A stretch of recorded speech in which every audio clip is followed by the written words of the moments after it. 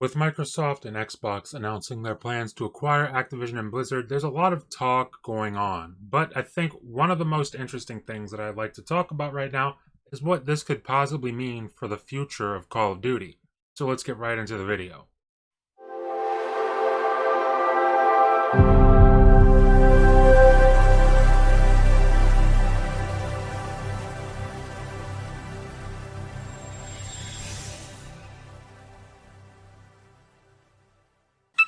We all know that Call of Duty is an absolute juggernaut in the industry, and it has been for something like almost 15 years straight. It's consistently the top-selling game on any platform it's on.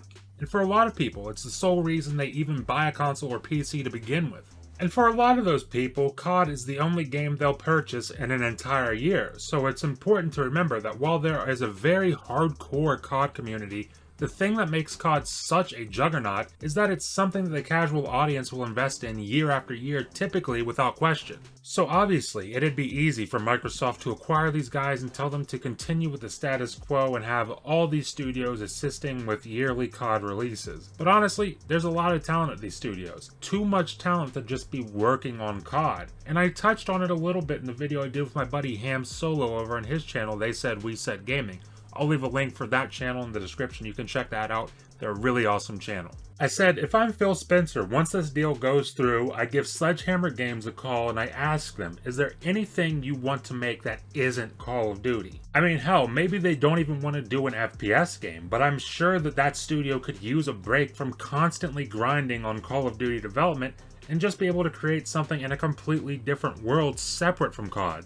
In fact, there was a recent interview with Phil Spencer just a day or two after the acquisition was announced, and in the interview, Phil talked about studios like Toys for Bob, which made Crash Bandicoot 4, and how they made the successful reboot of a super iconic franchise like Crash Bandicoot, and then they were just immediately designated to being a support studio for Call of Duty. And there's so many studios under the Activision umbrella who have suffered that exact same fate. We're talking Raven Software, High Moon Studios, Vicarious Visions, but then you've got your more obvious ones like Treyarch, Infinity Ward, Sledgehammer. All of these studios have been working insanely hard to meet an arbitrary deadline of launching a new Call of Duty game every single year for the past 14 years.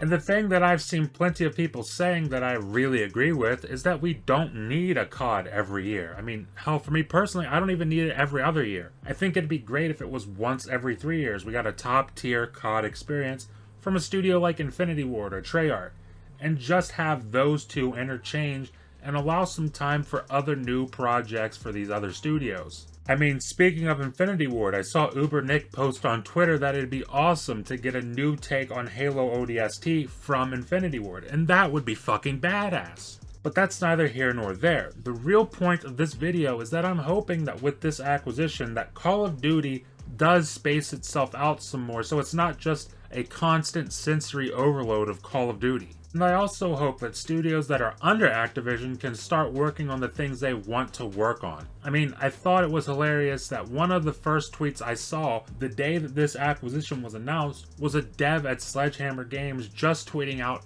that he really wants to work on the Doom game. And the fact that once this deal is complete and the papers are signed, and by the way, they're saying that this deal isn't expected to go through officially until June 2023. But once it's done and everything is settled, you'll have tons of developers just like that who have a real chance at working on something they're super passionate about. And when devs are passionate about their projects, that's when we as consumers tend to get the best experiences possible, which is exactly what we all want. And hey, maybe that means we get a COD every 2 or every 3 years, but if you've got people working on Call of Duty who really love Call of Duty and want to make the best COD ever, then that just ends up being a better product for the fans of the series who just want to see it be great again. But what are your thoughts on all of this? Do you like the idea of giving COD a 2 to 3 year cycle, or do you think they should stick to the yearly cycle they've got now? Leave a comment below and let me know what you're thinking and tell me why.